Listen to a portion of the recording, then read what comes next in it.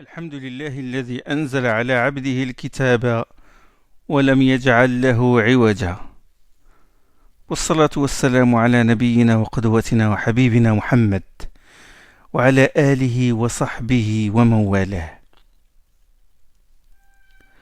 Alors, dans l'arbre que nous avons schématisé, donc l'arbre des sciences tiré du livre Al-Itqan al-Suyuti,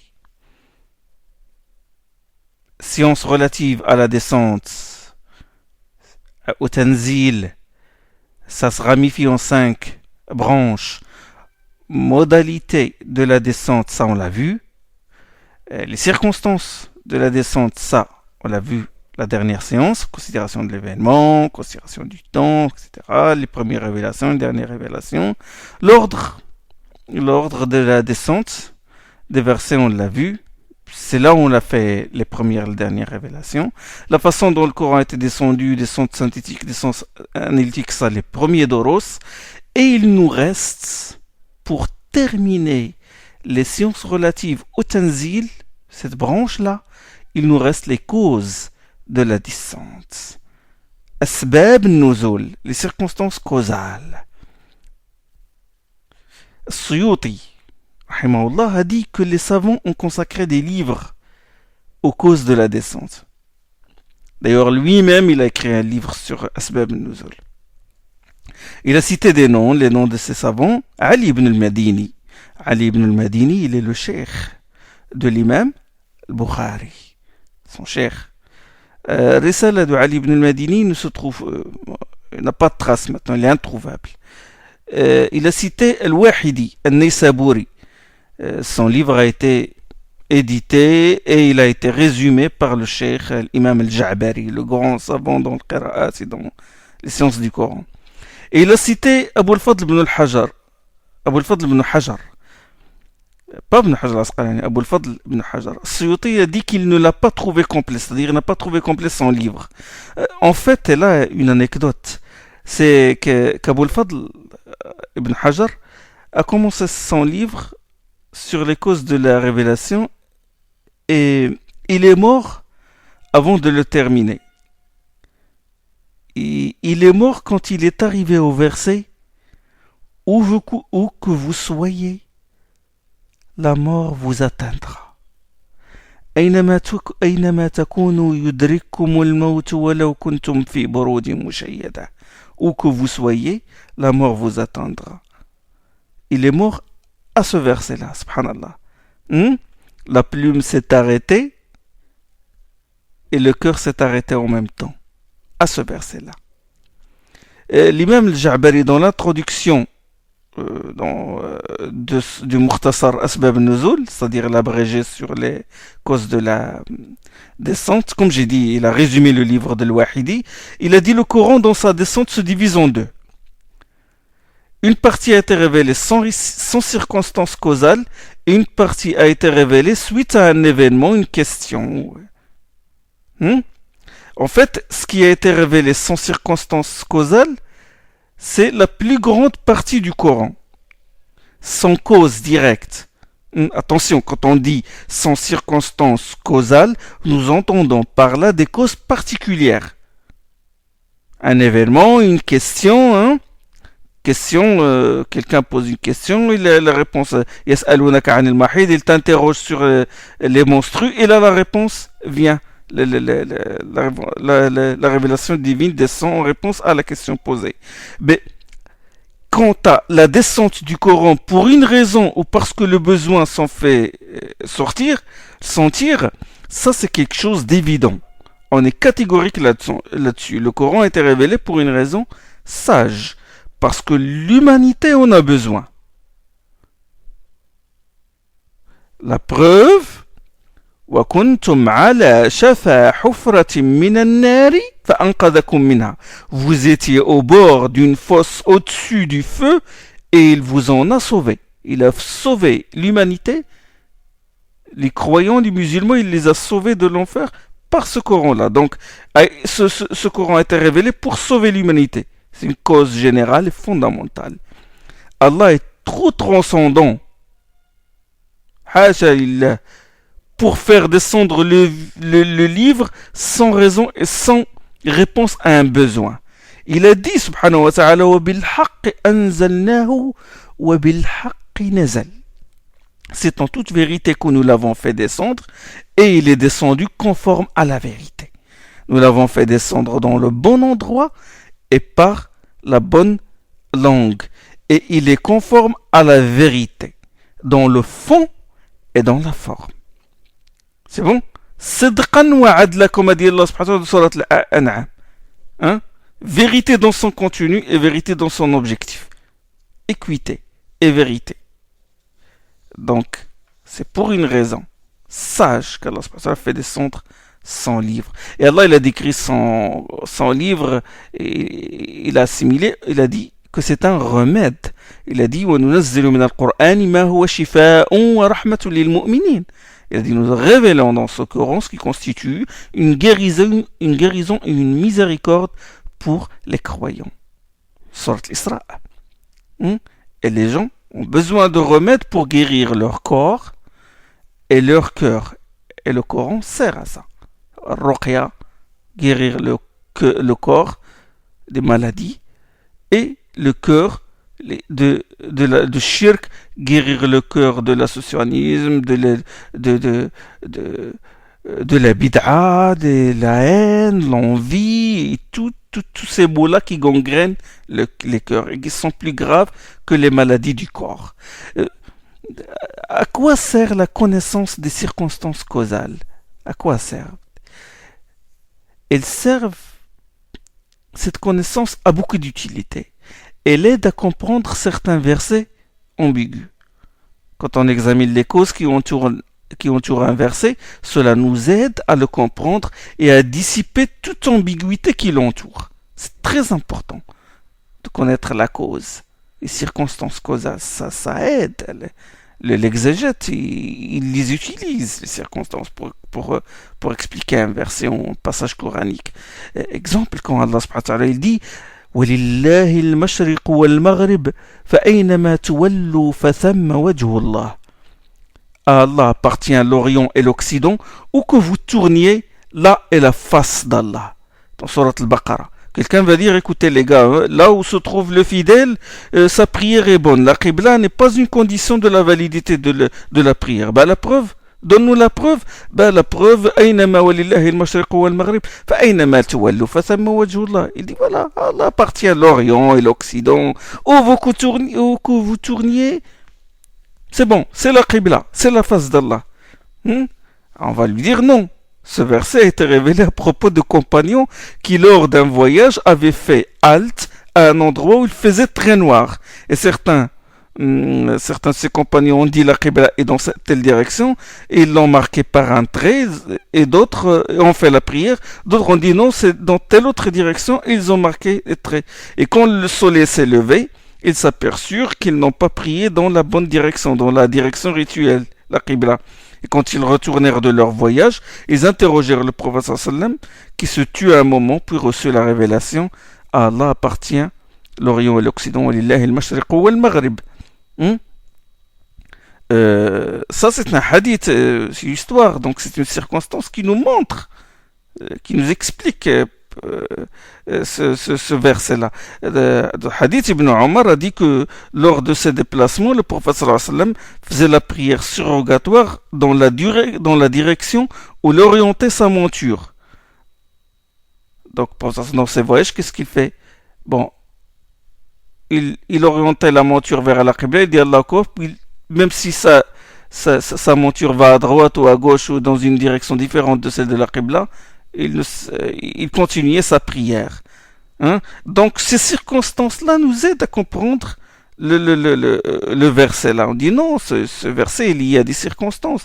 Quand quelqu'un fait l'ijtihad, se trouve dans un endroit perdu, il ne sait pas où se trouve la qibla, et il dit bon, moi je vais faire bon, c'est pas peut-être par là, peut-être il n'a pas d'instrument, il n'a rien, et il a fait l'ijtihad et il a fait la prière. Là, on va lui dire oui, lillahi al-mashriq wal maghrib, là où que vous tourniez, c'est la qibla. Mais cela n'est pas une preuve pour dire, parce que là, ça va à l'encontre des versets péremptoires où Allah subhanahu wa ta'ala dit فَوَلُّوا وُجُوهَكُمْ شَطْرَ الْمَسْجِدِ الْحَرَامِ. Tournez-vous vers la mosquée Al-Haram, vers la Kaaba. C'est bon? Donc ça aide, attention. Autre exemple, quand Allah subhanahu wa ta'ala dit en vérité, As-Safa et le Marwa font partie des rites d'Allah aussi pour celui qui fait le pèlerinage vers la maison ou qui fait la Umrah. Il n'y a pas de mal, nul grief, il n'y a pas de mal à faire le septuple parcours rituel entre elles. إن الصفا والمروة من شعائر الله فمن حج البيت أو اعتمر فلا جناح عليه أن يطوف بهما فلا جناح عليه. Donc dans le sens littéral de ce verset, le tawaf, le sa'i entre Safa et Marwa, le sa'i, le septuple parcours entre Safa et Marwa n'est pas obligatoire si on lit ce verset-là comme ça. C'est juste une tolérance, parce que le terme employé, fala junaha alayh. Fala junah, nul grief, il n'y a pas de mal, pas de blâme. C'est toléré, c'est une licence. Littéralement, on comprend ça. Bon, quelqu'un qui suit le sens littéral comme ça bêtement du Coran, il va dire bon voilà, c'est une preuve que le sa'i entre Safa et Marwa n'est pas obligatoire, alors que le sa'i entre Safa et Marwa est un des piliers du pèlerinage. Le pèlerinage n'est valable que s'il fait ça. Il faut faire très attention. Attention de lancer comme ça les versets, comme ça, sans revenir aux circonstances, sans comprendre si c'est un texte général ou particulier, abrogeant ou abrogé. Hein, si tu n'as pas le matériel qu'il faut, hein, tu t'accroches au sens littéral et tu tombes dans des choses catastrophiques. À cause de ça, quelqu'un peut rater son pèlerinage à cause de... Il dit voilà, bon, écoutez, Allah, il dit voilà, la junaha alaykum. Enfin, la junaha alayhi tawaf. Il n'y a pas de mal à ce qu'il le fait. Donc ça sous-entend que c'est juste une licence, une tolérance. Non, il faut revenir aux circonstances. Il faut revenir à la cause de la révélation pour comprendre ce verset-là. C'est qu'avant l'islam, il y avait des idoles. Une idole sur le mont Safa appelée Isef et une idole sur le mont Al-Marwa appelée Na'ila. Et les idolâtres faisaient le tawaf entre ces deux idoles. Ils faisaient l'aller et le retour entre ces deux. Et quand vint l'islam, les musulmans se sont sentis gênés de faire le septuple parcours entre ces deux monts. Ils ont dit, ils craignaient d'imiter les associateurs. Ils disent, bon,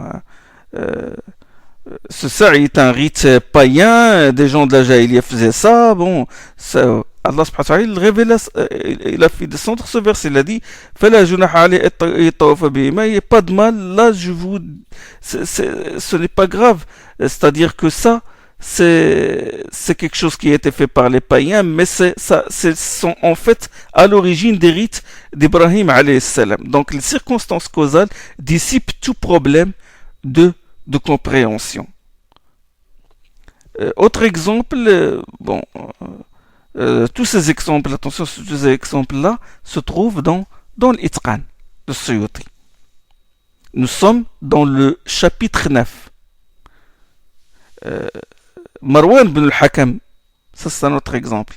Marwan ibn al-Hakam, qui est un gouverneur, gouverneur omeyyade à l'époque, il eut un problème de compréhension concernant le verset suivant. Ne pense pas que ceux qui se réjouissent de ce qu'ils ont accompli et qui aiment être loués pour ce qu'ils n'ont pas fait, ne pensent pas qu'ils seront à l'abri du châtiment. Ils auront un châtiment terrible. Surat Al-Imran. ولا يحسبن الذين يفرحون بما أتوا ويحبون أن يحمدوا بما لم يفعلوا فلا تحسبنهم بمفازة من العذاب. Ne pense pas que ceux qui se réjouissent de ce qu'ils ont accompli. Il appela Ibn Abbas, il lui a dit, écoutez, si tout homme qui se réjouit de ce qu'il a accompli et qui aime être loué pour ce qu'il n'a pas fait, sera châtié, nous serons tous châtiés. Et Ibn Abbas lui dit, bon, en quoi ce verset vous concerne? Et il s'agit de certains gens du livre à qui le prophète sallam avait demandé qu'il lui fasse connaître une chose. Ils sont venus voir le prophète sallam, il dit, le prophète sallam leur a demandé une science, un renseignement, et là, ils lui ont dissimulé la vérité, ils lui ont donné une autre réponse, et ils ont donner l'impression qu'ils lui ont donné la bonne et obtenir de lui des remerciements du genre voilà, bon, nous t'avons servi, nous t'avons aidé, nous t'avons rendu service, genre, vous comprenez, et ils se réjouirent de la science qu'ils avaient dissimulée. Ils se réjouirent. C'est à leur sujet que se fut révélé ce verset-là. Hein? Et Ibn Abbas, radiallahu anhu, lui récita: souviens-toi, وإذ أخذ الله ميثاق الذين أوتوا الكتاب لتبيننه للناس ولا تكتمونه. Il l'a ramené au verset qui est avant ce verset-là. Il a dit: souviens-toi, ô Muhammad, lorsqu'Allah prit l'engagement de ceux qui reçurent le livre en ces termes, vous l'exposerez clairement aux gens et ne le dissimulerez point. Or ils le laissèrent derrière eux et l'échangèrent contre un prix infime. وإذ أخذ الله ميثاق النبي وإذ أخذ الله ميثاق الذين أوتوا الكتاب لتبيننه للناس ولا تكتمونه. Qu'est-ce qu'ils ont fait? Allah a pris l'engagement qu'il faut qu'ils explicitent le livre et qu'il faut qu'ils ne le dissimulent pas. Qu'est-ce qu'ils ont fait? فنبذوه وراء ظهورهم واشتروا به ثمنا قليلا. Ils l'ont rejeté derrière leur dos et ils l'ont échangé contre un prix infime. Donc, ce hadith se trouve dans le Bukhari. Donc, il lui a expliqué que ce verset-là, il ne faut pas avoir peur, il ne faut pas craindre, parce que ça, c'est concernant quelqu'un qui dissimule la vérité. Ils ont dissimulé la vérité, ils commirent de graves péchés. La dissimulation de la science, le mensonge à un prophète, ce qui leur a fait mériter, bien sûr, ce châtiment. Et le fait de se réjouir d'avoir caché la vérité, subhanallah. Et donc, ce n'est pas n'importe qui se réjouit de ses performances et qui aime être loué pour ce qu'il n'a pas fait. Bon, c'est un défaut, mais ce n'est pas n'importe qui a ça, qui est voué au châtiment. Donc la cause de la descente a restreint la portée générale de ce texte-là. D'ailleurs, Suyuti, il a posé la question: qu'est-ce qui doit être pris en considération? Est-ce que la généralité du texte ou le sens particulier de la révélation de ce texte-là? Qu'est-ce qui compte? Sur quoi on doit se baser? La réponse, ce qui compte, c'est la généralité du texte. Ça, c'est une qaïda, c'est une règle. Ce qui compte, c'est la généralité du texte et non pas le sens particulier des circonstances causales.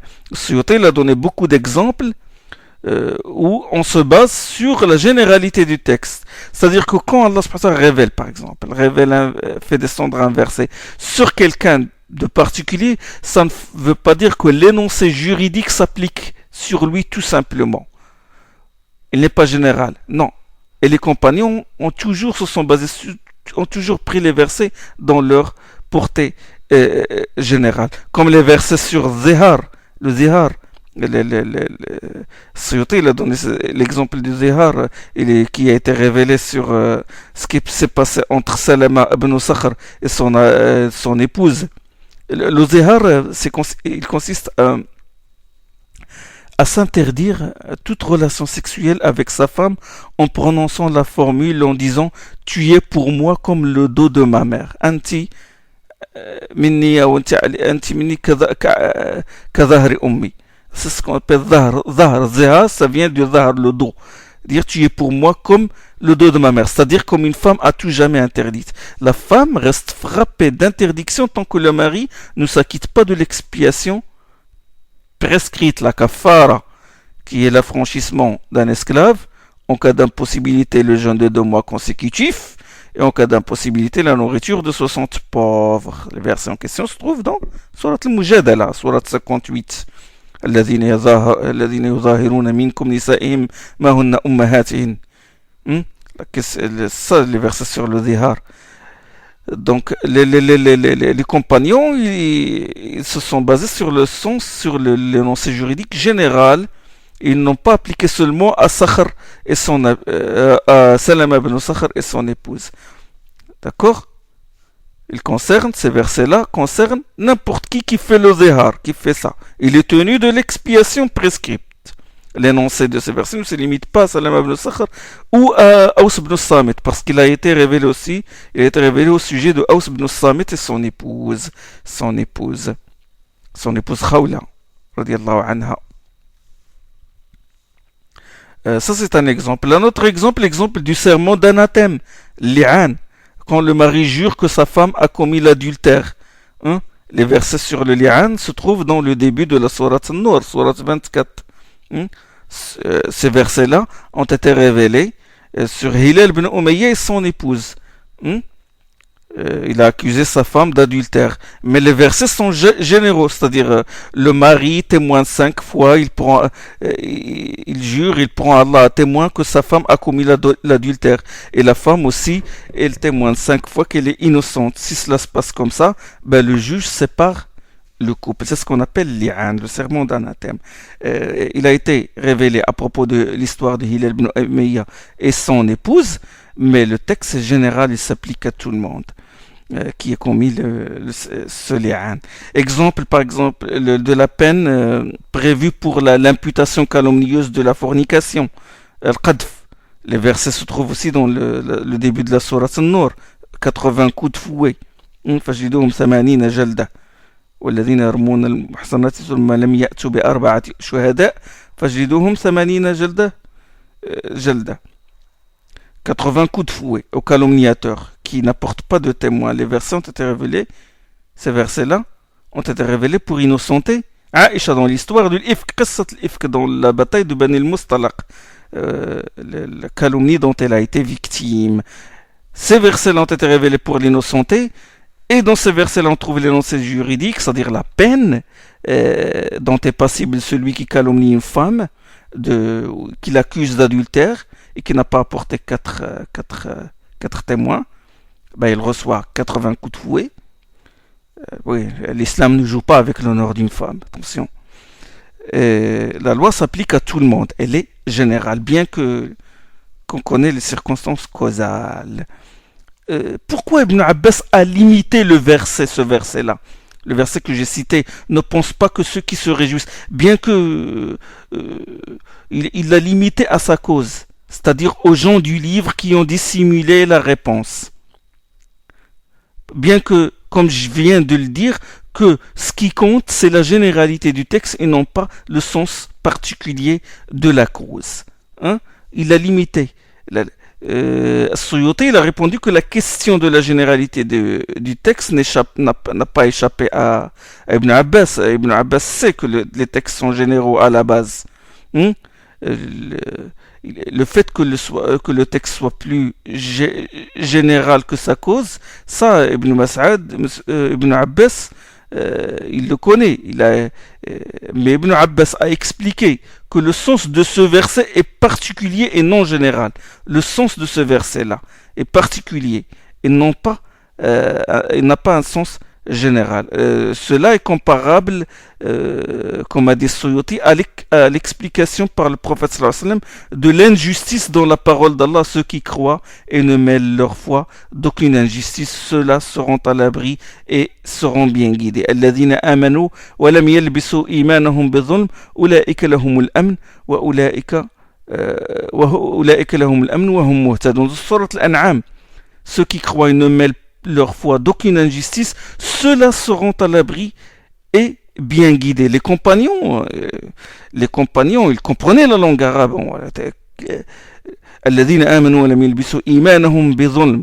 Bon, terme indéfini, zulm, indéfini, dans une phrase négative,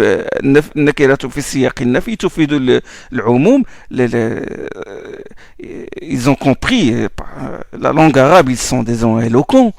Ils ont dit, donc c'est toute injustice. La personne qui commet n'importe quelle injustice, elle n'est pas à l'abri du feu dans ce cas-là. Parce que le texte est général, et n'importe quelle injustice, quelle que soit cette injustice, grande ou petite, ça vaut la personne à être exposé au châtiment d'Allah. Ils ont dit, voilà, ils trouvèrent ce verset pénible. Ils sont envoyés, ils sont allés voir le prophète sallallahu alayhi wa sallam. Il a couru vers lui, lui dire, envoyé d'Allah, qui d'entre nous n'a jamais lésé son âme en commettant un péché? Tout le monde commet des péchés. Ça veut dire que tout le monde n'est pas à l'abri. Seuls ceux qui n'ont commis aucune injustice, ils seront à l'abri, comme le prouve ce verset. Et le prophète sallam leur a dissipé cette ambiguïté. Il leur répondit, il dit, ce verset n'a pas le sens que vous lui avez donné. N'avez-vous pas entendu ce qu'a dit à son fils le pieux serviteur Luqman? Oh mon fils, n'associe rien à Allah. Vraiment, l'association est une injustice énorme. Ya bunayya la tushrik billah, inna ash-shirka la zulmun azim. Il s'agit de l'association de quelque chose à Allah. Donc, ceux qui croient et ne mêlent leur foi d'aucune injustice veut dire ceux qui croient et ne mêlent leur foi d'aucun shirk, d'aucune association. Ceux-là seront à l'abri. Ce n'est pas n'importe quelle injustice, mais une injustice particulière, le shirk. Le shirk. Donc il a expliqué un verset par un autre verset. Il a restreint, là on touche les usul, il a restreint la portée générale du verset qui se trouve dans Surat Al-An'am par le verset qui se trouve dans Surat Luqman. Et ça a besoin d'un examen approfondi du savant, du usul. Ibn Abbas sait que le texte, qu'à la base on prend un tiers argument de la généralité des textes. Mais là, il a restreint sa portée parce qu'il a une grande compréhension des textes en général. Ça a besoin d'un grand travail, d'effort, d'un grand jihad, d'un grand travail pour atteindre ce degré de compréhension. Donc le sens voulu par ce verset n'est pas un sens général, comme cela apparaît, mais un sens particulier. Ça, c'est une question des usul. L'importance des circonstances causales, comment il aide à comprendre un texte. Donc il y a des causes qui particularisent le sens des textes généraux. De toute façon, ça c'est une question usul. Alors, la première mas'ala traitée, c'est l'utilité de la connaissance des circonstances causales. Ça, nous venons de le dire. La deuxième mas'ala, c'est la généralité du texte et le sens particulier de la cause. Ça, nous voulons de le faire aussi. La troisième mas'ala, on ne peut dire que telle circonstance, là, on ne peut dire, troisième mas'ala maintenant, on est arrivé, troisième question, on ne peut dire que telle circonstance est la cause de la descente de tel verset ou tel passage que si cette connaissance est rapportée, cette circonstance, pardon, est rapportée par un compagnon, c'est-à-dire un récit avec sa chaîne de rapporteurs. On peut accepter les propos du tabi'in si la chaîne de rapporteurs est sûre.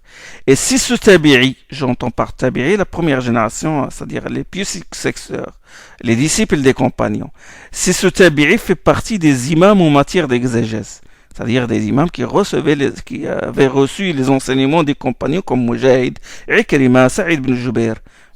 Donc, il faut aussi, vous avez compris ça, on ne peut dire que tel texte, telle circonstance est la cause de la descente de tel verset que si on dispose d'un texte, d'un dire canonique, d'une parole d'un compagnon ou d'un tabi'i. Et il faut que ce texte-là soit authentique. Et il faut aussi examiner l'expression employée par le compagnon à ce titre. Quand le compagnon dit ce verset a été descendu dans cette circonstance au sujet d'un tel, nazalatil ayatu fi kada. On la trouve dans les livres d'exégèse. Ils disent en général, les compagnons, les tabi'in disent nazalat fina, nazalat fi kada. Elle est descendue sur un tel. Elle est descendue dans telle circonstance. Est-ce qu'on considère la circonstance comme cause de la révélation de ce verset? Quand il dit ça, est-ce qu'on le considère comme une cause de la vérité? Sabab nuzul huwa hada. Là, il y a divergence entre les savants. Là, on entre un peu dans des détails subtils de l'exégèse. Il y a des divergences entre les savants sur cette expression-là. Cette expression. Là, il y a l'étude de l'expression, de termes employés par le compagnon pour en déduire que la circonstance est la cause de la révélation du verset. Il se peut qu'il dit, il est descendu, que ce verset est descendu dans telle circonstance, mais il ne veut pas dire que c'est la cause, il veut juste donner une explication, tout simplement. Ou il veut dire que le verset a été révélé en même temps que cet événement-là, ou suite à cet événement-là, mais pas la cause directe. Suyuti, il a cité différents avis. Parce que parfois, bon, comme j'ai dit, ils disent ça. Ils disent ça, ils visent seulement l'énoncé juridique de ce verset. Ou il dit, ce verset est descendu dans cette circonstance, mais il veut dire que l'énoncé juridique qui est tiré de ce verset-là s'applique seulement à cette situation-là. Donc il faut tahrir, ce qu'on appelle le tahrir. Il faut examiner les propos du compagnon. Bref, il faut examiner. Il faut aussi que la circonstance causale, j'entre dans les conditions, il faut que la circonstance causale soit proche dans le temps de la descente du verset auquel elle correspond. Quand l'imam al-Wahidi, par exemple, l'imam al-Wahidi dit dans son livre sur les causes de la révélation, il dit que la sourate l'éléphant a été descendue à cause de la venue d'Abraha, l'Abyssin, pour détruire le Kaaba. C'est l'éléphant. Alam tara kayfa fa'ala rabbuka bi ashabil fil. N'as-tu pas vu comment ton Seigneur a traité les gens de l'éléphant? Allah leur a envoyé Tayran Ababil, les oiseaux parvolés qui les ont détruits et qui ont détruit Abraha à leur tête. Il dit voilà, la sourate l'éléphant était descendue à cause de la venue de l'éléphant d'Abraha l'Abyssin pour détruire la Kaaba. Or l'histoire est arrivée, cette histoire-là est arrivée avant que la sourate ne soit descendue. Le prophète sallam venait seulement de naître quand cette histoire est arrivée. Donc on ne peut pas dire que cet événement est la cause de la descente de la sourate l'éléphant. Mais celle-ci raconte ce fait. Comme on le trouve dans tous les versets, dans beaucoup de versets du Coran qui parlent de l'histoire d'Ibrahim, d'Ismaïl, de Yaqub, de Moussa alayhi salam, de Isa, de Samoud, de Ad, etc. Ça c'est la troisième question. Quatrième question, comme a dit Suyuti, souvent les exégètes citent plusieurs causes pour la descente d'un seul verset. Ici, un seul verset, ils disent là, sa cause, celle-ci, celle-là. Dans ce cas, il a dit il faut examiner l'expression employée par le compagnon. Si un des compagnons, on a par exemple deux causes citées, on trouve deux causes. Si un des compagnons a dit ce verset a été descendu dans telle circonstance, ou au sujet de telle chose, et qu'un autre a dit ce verset, le même verset, a été descendu dans telle chose, et qu'ils ont dit des choses qui ne sont pas des causes de la descente. Quand on a examiné ce qu'ils ont dit, ce ne sont pas des causes de la descente de ce verset. Nous comprenons que ce qu'ils désignent par leur expression nazalat fi kada a été descendu dans cette circonstance. Nous comprenons qu'ils visent par là l'explication tout simplement. Ils veulent juste expliquer le verset. Là, si le verset accepte les deux explications, elles sont toutes les deux adoptées. Comme quand un compagnon explique, un compagnon explique le sirat, il dit le sirat signifie l'islam. Un autre, il dit le sirat signifie la sunna. Bon, les deux sens sont valables. Ils ne se contredisent pas. Donc, on les adopte tous les deux. Alors, deuxième cas. Si l'un d'eux dit ce verset a été descendu à propos de tel cas, dans telle circonstance, et l'autre compagnon a été plus explicite, il a déclaré que cette circonstance est la cause de la descente de ce verset.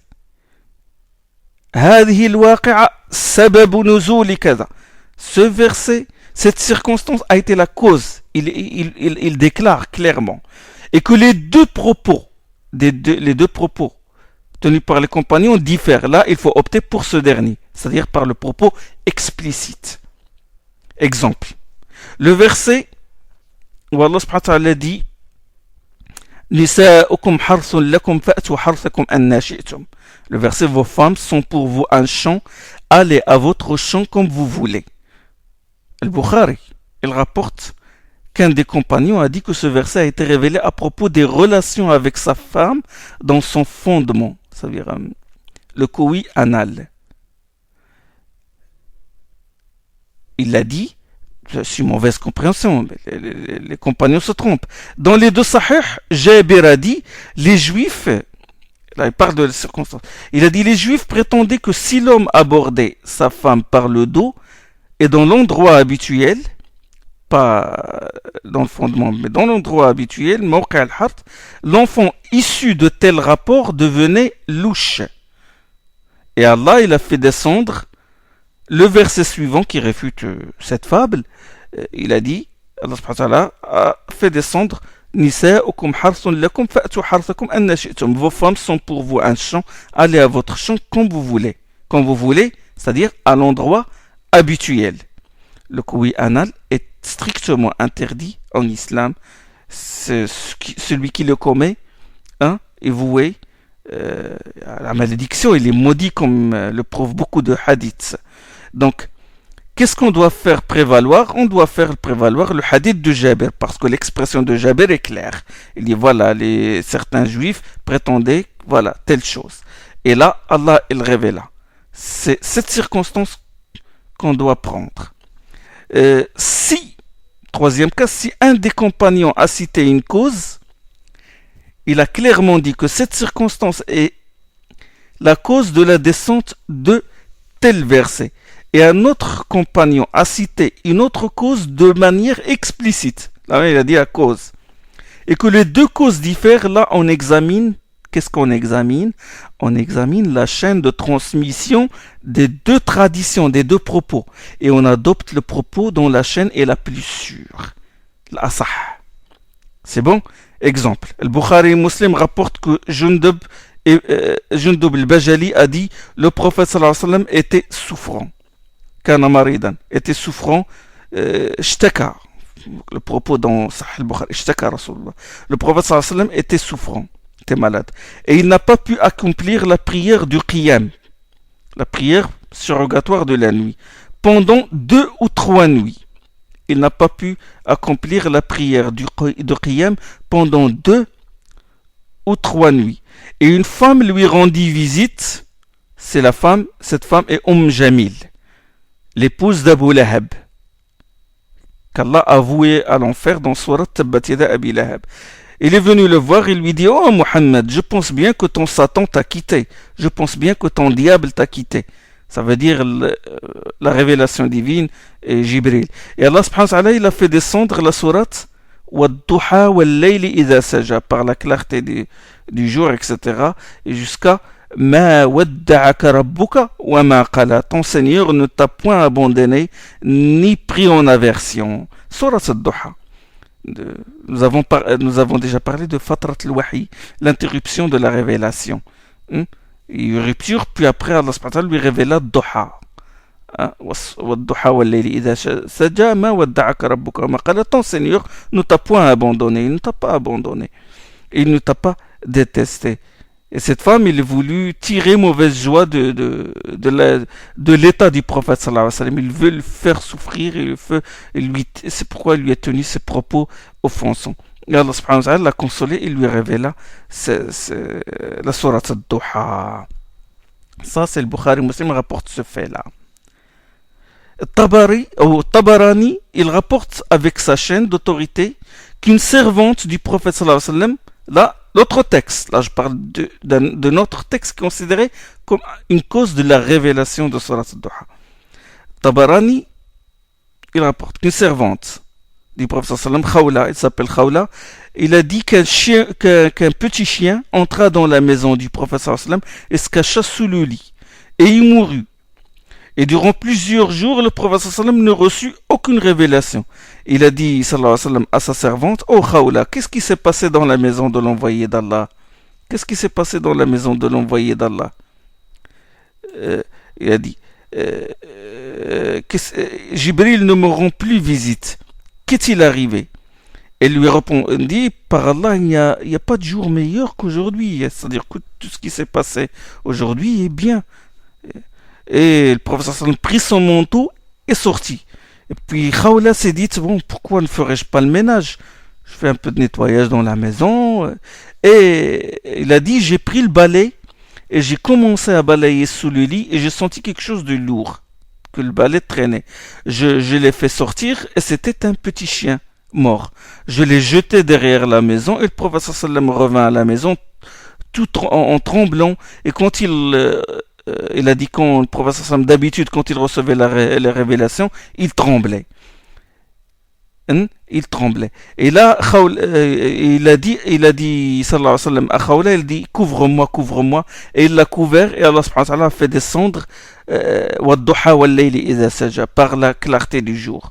Donc nous avons deux textes qui sont considérés comme une cause de la révélation de Surat al-Duha.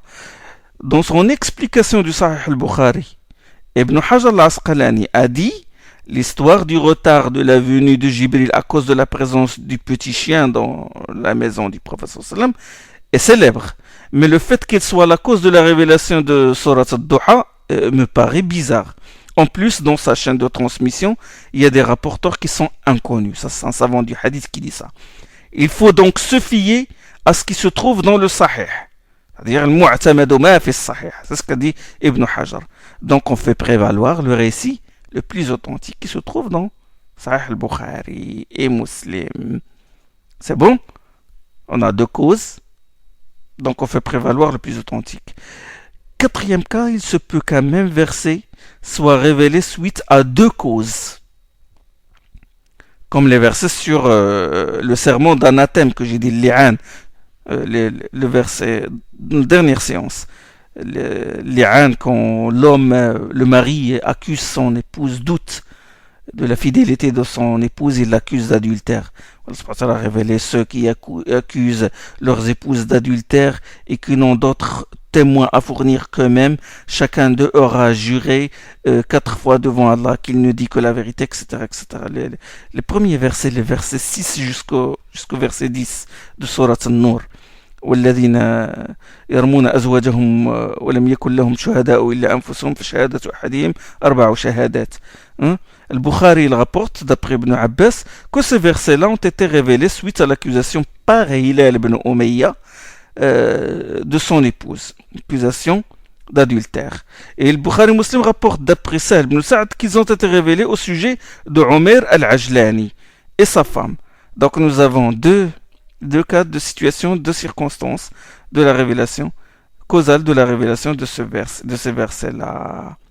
Donc deux circonstances. Là, les deux circonstances sont acceptées. C'est-à-dire, on peut dire que ces versets-là ont été descendus à cause de ces deux situations-là. Et sauf que Suyuti, il a émis une condition. Il a dit, c'est que il faut que les deux événements ne soient pas être loin l'un de l'autre dans le temps. Il ne faut pas qu'une longue période les sépare. Pour dire que les deux circonstances que la descente des versets c'est-à-dire accepte les deux circonstances. Cinquième cas, si on ne peut pas réunir les causes, on ne peut pas. On ne peut pas, dans le travail du mujtahid, de l'exégèse, utilise tous les moyens, il examine l'expression de chacun des compagnons, il regarde l'authenticité des textes, etc. Et puis là, il n'arrive pas il ne peut pas rejeter ni l'une ni l'autre des circonstances. Là, si on ne peut pas réunir les causes, ou si les causes se contredisent aussi, et on n'arrive pas à réunir, on peut dire que le verset a été révélé plus d'une fois, 2 ou 3 fois selon les causes. Exemple, le Bukhari Muslim, il rapporte au moment où la mort approchait d'Abu Talib, l'envoyé d'Allah sallallahu alayhi wa sallam lui rendit visite et trouva Abu Jahl et Abdullah ibn Abi Umayya ibn al-Mughira, deux têtes de la mécréance. Il les trouva à son chevet. Et le prophète sallallahu alayhi wa sallam dit, mon oncle, dit, Abu Talib était vraiment proche de la mort, il lui dit, il n'est de Dieu si ce n'est Allah, afin que par ces mots, je te défendrai auprès d'Allah. يا عمي قل لا إله إلا الله كلمة أشهد لك بها عند الله. Je te défendrai par ces mots. Dis, il n'est de Dieu. Et Abu Jahl et Umayya ripostèrent. Il dit, oh Abu Talib, renonceras-tu à la confession de Abd al-Muttalib? Ils lui ont rappelé la confession de son père. Et tu vas rejeter la religion de tes parents, de tes ancêtres. Et le prophète sallam ne cessa de lui proposer de prononcer la profession de foi. Dis la ilaha illallah, dis la ilaha illallah. Et les deux mécréants ne cessèrent de lui répéter, à Abu Talib ce qu'il lui avait dit. Et de lui dissuader de le faire. Jusqu'à ce qu'Abu Talib dit, et ce fut sa dernière parole, il dit, il est sur la confession de Abd al-Muttalib. Huwa ala millati Abd al-Muttalib. Et il refusa de prononcer la shahada. Et l'envoyé d'Allah ne se découragea pas. Il dit, par Allah, je ne cesserai d'implorer le pardon pour toi tant qu'Allah ne me l'interdise pas. Ama wallahi la astaghfiranna laka ma lam unha anhu. C'est alors qu'Allah subhanahu wa ta'ala fit descendre. Il ne sied ni aux prophètes ni aux croyants d'implorer le pardon d'Allah en faveur des associateurs, fussent-ils leurs proches. Surat Bara'a, Surat Tawbah, Surat 9. ما كان للنبي والذين آمنوا أن يستغفروا للمشركين ولو كانوا أولي قربى. Là, Allah révéla ce verset à propos de cette circonstance. Ça, ce hadith-là, se trouve dans Sahih al-Bukhari, Sahih Muslim. Tirmidhi, il rapporte que Ali a dit, j'ai entendu un homme implorer le pardon d'Allah pour ses parents associateurs. Je lui dis, tu implores le pardon d'Allah pour tes parents alors qu'ils sont mouchriquins, qu'ils sont des polythéistes. Et il me répondit, Ibrahim a bel et bien imploré le pardon pour son père. Et là, l'homme, il a répliqué. Et Ali a dit, j'en ai parlé à l'envoyé d'Allah et il reçut ces versets. Il ne sied ni aux prophètes ni aux croyants d'implorer le pardon d'Allah en faveur des associateurs, fussent-ils leurs proches. ما كان النبي والذين آمنوا أن يستغفروا للمشركين ولو كانوا أولي قربى من بعد ما تبين لهم أنهم أصحاب الجحيم. Et le reste du verset, et si Ibrahim avait imploré le pardon pour son père, c'est uniquement à cause d'une promesse qu'il lui avait faite jadis. Mais dès qu'il eut la certitude qu'il est un ennemi d'Allah, il le désavoua.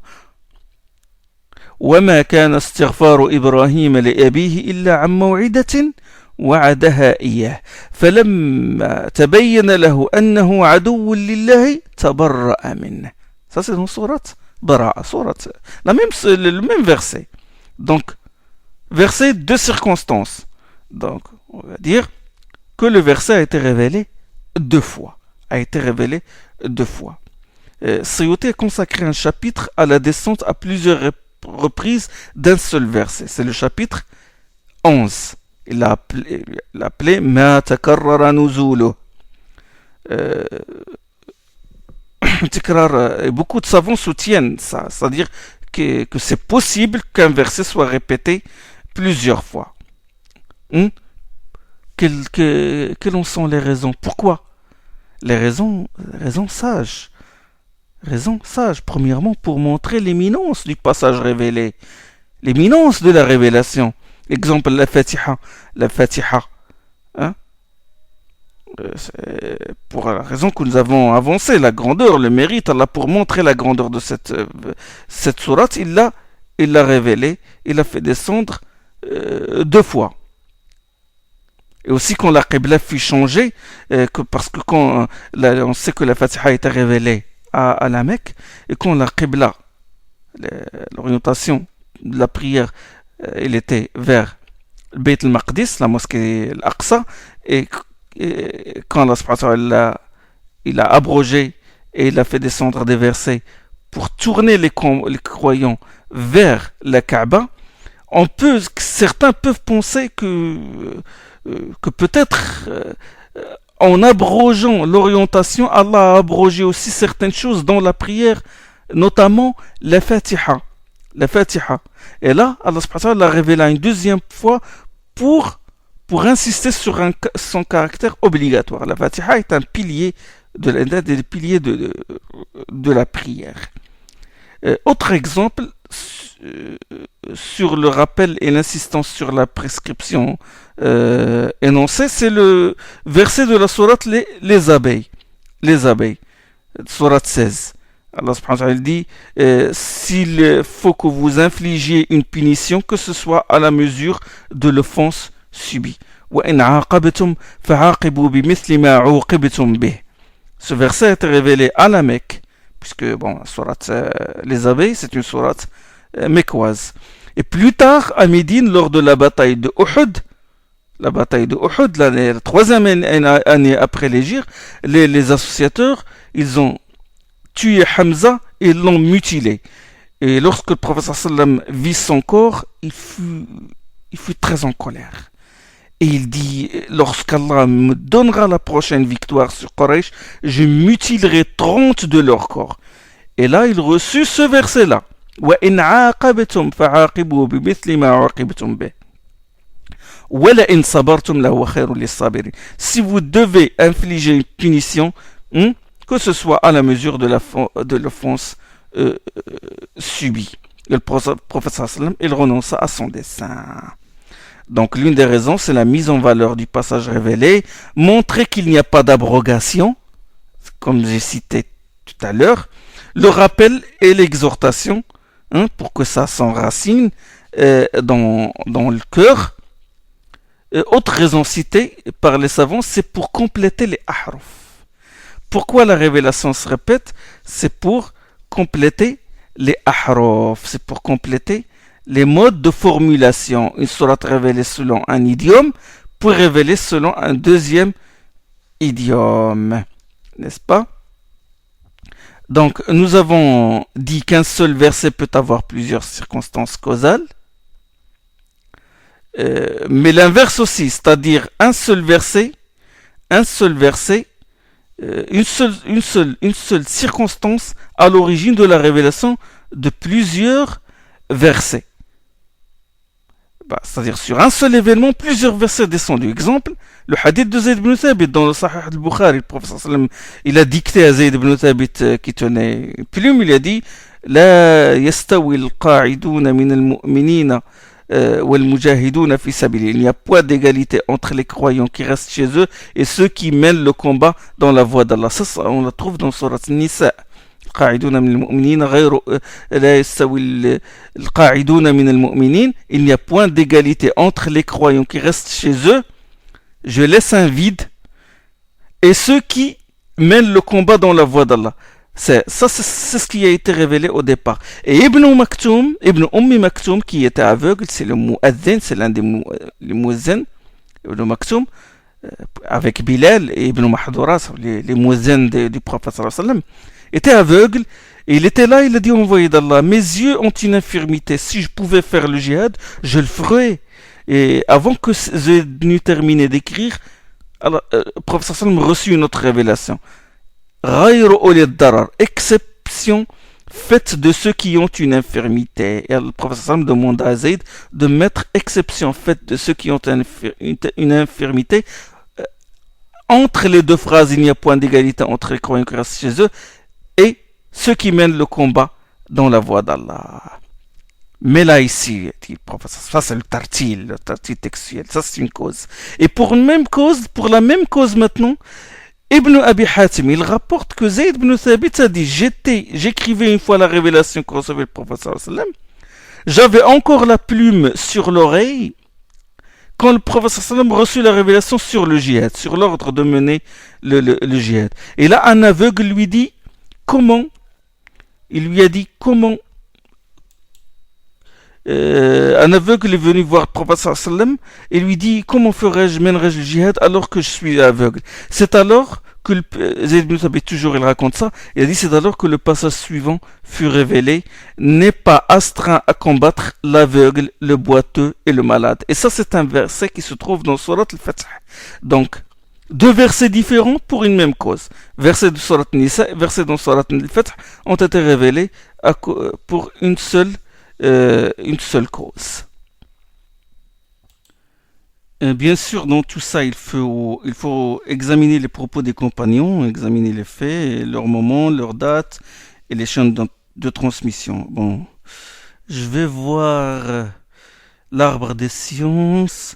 Alors, j'ai les causes de la descente, ce qui a été révélé en dehors des circonstances causales, et ce qui a été révélé, ce qui a été descendu à la suite d'un événement, une question. Alors, ce qui a été révélé à la suite d'un événement, on l'a divisé en deux. Alors, verset dans la révélation suit la cause, ça c'est dans la majorité des cas. Hein. Les circonstances arrivent, puis la révélation descend, n'est-ce pas? Et verset dans la révélation, maintenant, verset dans la révélation est antérieur à leur cause. Verset dans la révélation est antérieur à leur cause. Exemple dans la sourate Al-A'la. A d'ores et déjà réussi celui qui s'est purifié, tazakka, a invoqué le nom de son Seigneur puis a prié. قد أفلح من تزكى وذكر اسم ربه فصلى. Ça c'est le verset 14 et 15 de Surat le Très-Haut, l'A'la. Le Bayhaqi il rapporte, le Bazar aussi il rapporte ce texte-là, qu'Ibn Omar a dit que ce verset concerne la zakat de la rupture du jeûne. De la rupture du jeûne. A d'ores et déjà réussi celui qui a fait la zakat. قد أفلح من تزكى. A d'ores et déjà réussi celui qui a fait la zakat. وذكر اسم ربه فصلى, a fait le zikr, le takbir, puis fasalla, puis a prié, c'est-à-dire puis a assisté à la prière de la fête de la rupture du jeûne. Or ces versets ont été révélés à la Mecque. Surat Al-A'la a été révélé à la Mecque, n'est-ce pas? Il a été révélé à la Mecque. Et alors que la zakat de la rupture du jeûne n'a été prescrite qu'à Médine. Le jeûne aussi n'a été prescrit à Médine. La fête, la prière de la fête de la rupture du jeûne n'a été prescrite qu'à Médine. Donc, le verset dans Surat Al-A'la à la Mecque et la cause à Médine plus tard. Donc, c'est un verset dont la révélation est antérieure à la cause. Autre exemple, dans Surat Al-Balad, لا أقسم بهذا البلد وأنت حل بهذا البلد. Non, j'en jure par cette cité. Tu n'es pas soumis aux interdictions sacrées dans cette cité. لا أقسم بهذا البلد وأنت حل بهذا البلد ووالد وما ولد. سورة البلد. وأنت حل بهذا البلد. أنت حل, c'est-à-dire que ce qui est interdit dans cette cité, la Mecque, du fait de son caractère sacré, t'est licite. Vous savez que la Mecque, c'est un territoire sacré, il est interdit de chasser le gibier, de couper les arbres, etc. C'est un haram. C'est un haram. Mais Allah dit à son prophète, tu n'es soumis anta hillun halal. Tu y es halal, c'est-à-dire que tu n'es pas soumis aux interdictions sacrées. C'est-à-dire, tu peux combattre à l'intérieur. Tu peux sanctionner les mécréants, mais le professeur ne pouvait pas sanctionner et l'ordre du combat n'a pas été prescrit et la cité reste sacrée. Comment on comprend ce verset-là alors? Ce n'est que des années plus tard, avec la conquête de la Mecque, qu'Allah a rendu licite la cité. Ce n'est que des années plus tard qu'il l'a rendu licite pour le prophète sallallahu alayhi wa sallam durant un certain temps, c'est-à-dire un moment de la journée. Il l'a rendu licite pour le prophète sallallahu alayhi wa sallam en particulier, pour qu'il combatte les polythéistes, c'est-à-dire la nuit de l'Hégire, la conquête de la Mecque. Le prophète sallallahu alayhi wa sallam est entré à la Mecque en tant que triomphateur. Et la cité était illicite au combat et aux autres interdictions. C'est-à-dire que en dehors de ce moment-là, elle est haram. Mais à l'exception de ce moment-là précis, Allah subhanahu wa ta'ala lui a rendu la cité licite. C'est un privilège accordé au prophète sallallahu alayhi wa sallam. Révélé à la Mecque et sa réalisation s'est produite des années plus tard. Un autre exemple, Qui donc tiendrait un meilleur discours que celui qui appelle les hommes à Allah, accomplit les œuvres pies et proclame, je me range parmi ceux qui se soumettent à Allah. ومن أحسن قولا ممن دعا إلى الله وعمل صالحا وقال إنني من المسلمين. وقال إنني من المسلمين. Ça c'est dans sourate Fussilat. Sourate Fussilat. Aïcha, Ibn Omar et Ikrima et d'autres ont dit que ce verset a été révélé au sujet des muaddin, de ceux qui font l'adhan. Or l'adhan n'a été prescrit qu'à Médine. L'adhan n'a été prescrit qu'à Médine. Et ce verset-là, la sourate Fussilat, sourate 41, a été révélé à la Mecque. Et Aïcha et Ibn Omar Ikrima, ils disent ce verset-là a été révélé au sujet du muaddin. D'accord? Donc ce n'est que plus tard qu'il y eut la réalisation de ce verset-là. Ça, c'est un exemple où les versets du verset dont la révélation est antérieure à la cause. Alors dans l'arbre des sciences, concernant les versets qui ont été révélés suite à une cause, bon, ça se divise en deux circonstances causales uniques à l'occasion de la révélation d'un passage coranique. Deuxièmement, circonstances causales multiples entourant la révélation d'un passage coranique. Ça, on l'a fait, circonstances causales multiples, pour un même verset ou même passage. Circonstances causales uniques à l'occasion de la révélation d'un passage coranique, on a donné des exemples seulement que cette branche se divise en trois sous-branches, c'est-à-dire les circonstances causales, c'est soit à la suite c'est soit une question, soit un événement, soit une adéquation des passages révélés à des propos tenus par des compagnons. Donc, sabab al-nuzul, la cause de la révélation, peut être une question, un événement, ou l'ittifaq, le fait que le compagnon dit une parole et cette parole est confirmée par la révélation. La question, exemple, pouvons donner des exemples. Des gens ont demandé au prophète sallallahu alayhi wa sallam pourquoi il y avait des croissants lunaires. Une question de ce genre. On dit pourquoi la lune change de forme, un petit croissant, puis la pleine lune.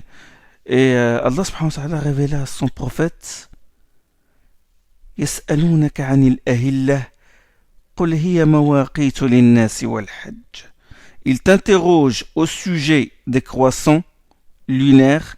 Dis-leur, ce sont les repères temporels pour les hommes et pour le pèlerinage. Ça c'est dans Surat Al-Baqarah. Ils ont interrogé le prophète sallallahu alayhi wa sallam sur la raison qui fait que la lune augmente ou puis diminue, une explication de ce phénomène. C'est bien de se renseigner sur cela. Mais le prophète sallallahu alayhi wa sallam, soutenu par la révélation divine, a attiré leur attention vers une raison encore plus sage, qui leur profitera dans ce monde et dans l'au-delà. Allah a révélé ce sont des repères temporels pour les hommes et pour le pèlerinage. C'est bien de connaître les phases lunaires, que cela dépend de la position de la lune par rapport au soleil et à la terre, du déplacement de la lune autour de la terre, c'est bien ça. Mais qu'elle soit un repère temporel qui t'indique l'entrée du mois de Ramadan pour le jeûner, le mois de Shawwal, le mois de Shawwal pour t'indiquer l'entrée des mois du pèlerinage, comme on a dit. Ce sont des repères temporels pour les hommes et pour le pèlerinage. Shawwal, Dhul Qa'da et Dhul Hijjah sont les mois du pèlerinage. Donc, la lune, ça t'indique ces mois-là. C'est bien. Qu'elle t'indique le 9e et le 10e jour du Muharram pour le jeûner, qu'elle t'indique les 10 premiers jours du Muharram pour y accomplir des œuvres des œuvres pies. Le 13e, le 14e et le 15e, la pleine lune, ça t'indique qu'il faut que c'est méritoire de jeûner ces jours-là. Donc c'est des repères. Des repères pour la femme. Hein? Le cas par exemple de la retraite de continence, la idda, la retraite de la femme en deuil, le deuil de 4 mois et 10 jours. Ça te donne, le croissant linéaire te donne ces repères-là. Ça c'est encore plus méritoire et c'est encore mieux. Donc le prophète sallam a attiré leur attention vers quelque chose de meilleur, quelque chose qui leur profite dans ce bas monde et dans le-delà. Ça, c'est une réponse sage de la part du prophète sallam. Donc en réponse à une question, je vous ai donné cet exemple. Et deuxièmement, suite à un événement, on a cité des exemples. C'est plus nombreux. Troisièmement, et c'est ce que nous n'avons pas abordé encore, c'est la descente de versets comme ils ont été prononcés par certains compagnons. Ça, Suyuti lui a consacré un chapitre. C'est le 10e chapitre. النوع العاشر فيما نزل من القرآن على لسان بعض الصحابة. Il a dit, c'est l'un des aspects des causes de la descente. Voilà ce qu'il a dit. Suyuti, c'est l'un des aspects de la cause de la descente et c'est dans sa majorité des révélations en accord avec les propos de Omar ibn Khattab radiyallahu anhu. Et ça, le prophète sallam en a témoigné. Il a dit, comme le rapporte Tirmidhi, hadith authentique, qualifié d'authentique par Cheikh Al-Albani, il a dit, Inna Allah ja'ala al-haqqa ala lisani Omar wa qalbi. La vérité, Allah a fait que la vérité sort de la bouche de Omar et loge dans son cœur. Le prophète sallam connaît Omar. Il a vanté les mérites de Omar. Il dit Omar est un des hommes inspirés. ما من أمة إلا وفيها أناس محدثون فإن يكن في أمتي فعمر. Il dit dans chaque communauté il y a des gens qui ont de l'intuition, qui sont inspirés. S'il y en a un dans ma communauté, ce sera bel et bien Omar ibn Khattab. Omar radiyallahu anhu lui-même, comme le rapporte le Bukhari, il a dit dans 3 occasions, j'ai proposé un avis que mon Seigneur a confirmé dans sa révélation. J'ai dit à l'envoyé d'Allah, que ne prends-tu pas le maqam d'Ibrahim comme lieu de prière? هل اتخذت مقام إبراهيم مصلى? Le maqam, la station d'Ibrahim, proche du Hijr, proche de la maison, la Kaaba. C'est là où le pèlerin accomplit 2 rak'at quand il termine le tawaf et boit l'eau de Zamzam. Il a dit, que ne prends-tu pas le maqam d'Ibrahim comme lieu de prière? Et le verset suivant fut révélé. وَاتَّخِذُوا مِن مَقَامِ إِبْرَاهِيمَ مُصَلَّى. Prenez du maqam d'Ibrahim un lieu de prière. Comme a dit Omar radiyallahu anhu, surat al-Baqarah. Omar a dit, j'ai dit, envoyé d'Allah, ordonne à tes épouses de porter le hijab, car parmi les gens qui leur parlent, il y a les pieux et les pervers. Et Allah subhanahu wa ta'ala révéla, ô prophète, dis à tes épouses, à tes filles et aux femmes des croyants de ramener sur elles leur grande voile. Ya ayyuhan nabiyyu qul li azwajika wa banatika wa nisa'il mu'minina yudnina 'alayhinna min jalabibihin dans sourate al-Ahzab. Et quand les femmes du prophète sallallahu alayhi wa sallam, des femmes du prophète sallallahu alayhi wa sallam, complotèrent contre lui à cause d'une affaire de jalousie, je leur dis, c'est Omar qui parle, il dit, je leur dis, il se peut que s'il vous répudie, son Seigneur vous remplace par des épouses meilleures que vous. Et Allah subhanahu wa ta'ala a révélé dans Surat Al-Tahrim, il a révélé ce passage-là exactement qu'a dit, cette phrase qu'a prononcée Omar radiyallahu anhu. Il se peut que s'il vous répudie, son Seigneur vous remplace par des épouses meilleures que vous. En vérité, pas seulement ces 3 occasions, dans ces 3 occasions que Omar a dit des propos conformes à la révélation, à plusieurs occasions. Une fois, quand il fut révélé le verset de Surat al-Mu'minun, certes nous avons créé l'homme d'un extrait d'argile, et là Omar écoutait, nous avons créé l'homme d'un extrait d'argile.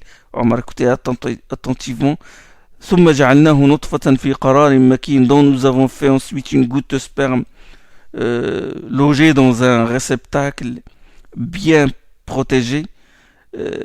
ثم جعلنا النطفة علقة فجعلنا العلقة ثم جعلنا النطفة علقة فجعلنا العلقة مضغة فجعلنا المضغة عظاما فكسونا العظام لحما, c'est-à-dire tout le reste de ce verset-là que le prophète recevait d'Allah, un caillou de sang, puis un morceau de chair, puis le morceau de chair on en fait des os, puis on couvre les os avec de la chair. Tous ces passages merveilleux, ces passages de la création de l'homme. Et Omar écoutait, puis Omar a dit Fatabarakallahu ahsanul khaliqin. Quand il a entendu ces paroles, il a dit Fatabarakallahu ahsanul khaliqin. Il s'est exclamé, il dit béni soit Allah, le meilleur des créateurs. Et juste après, il fut révélé Fatabarakallahu ahsanul khaliqin. Le verset s'est conclu par les propos même d'Omar ibn al-Khattab. Subhanallah. Le cœur du croyant est comme l'a décrit Allah subhanahu wa ta'ala dans Surat An-Nur, comme un cristal. Hein? مثل نوره كمشكاة فيها مصباح المصباح في زجاجة الزجاجة كأنها كوكب دري. L'image de sa lumière, la lumière d'Allah, est une niche où se trouve, c'est-à-dire la lumière d'Allah dans le cœur du croyant, est une niche où se trouve une lampe. La lampe est dans un cristal. Le cristal, on dirait un astre étincelant. Un cristal. Il voit la vérité à travers sa limpidité et sa transparence. Comme a dit Ibn al-Qayyim, rahimahullah. Les péchés, ils troublent la transparence du cristal. Comme la rouille dans la glace, comme a dit le prophète dans un autre hadith, dans un hadith, il assimile le cœur du croyant à une glace. Et puis, la rouille, c'est les péchés. La transparence, il regarde la vérité à travers la transparence. Quand il n'y a plus de rien qui trouble cette transparence, il voit la vérité claire. Omar a atteint un degré de foi très élevé. Parfois le voile entre son cœur et la vérité s'évanouit et il dit des paroles lumineuses qui concordent avec les paroles d'Allah subhanahu wa ta'ala. L'ihsan, comme a dit le prophète sallam, c'est adorer Allah comme si on le voyait. Voilà, nous avons donné cet exemple-là avec lequel on a clôturé toute la branche des sciences relatives à la descente du Coran, avec ces 5 sous-branches. Modalité de sa descente, les circonstances de la descente du Coran, les causes de la descente du Coran, ordre de la descente des versets du Coran, et la façon dont le Coran a été descendu. Nous avons terminé, alhamdoulilah, cette branche. Nous allons passer la prochaine fois nous allons attaquer une autre branche, ce soit le tartil, science relative à l'agencement des sourates et des versets, ou le tadwin, incha'Allah. Subhanakallahum bihamdik, ashhadu an la ilaha illa ant, astaghfiruka wa atubu ilayk.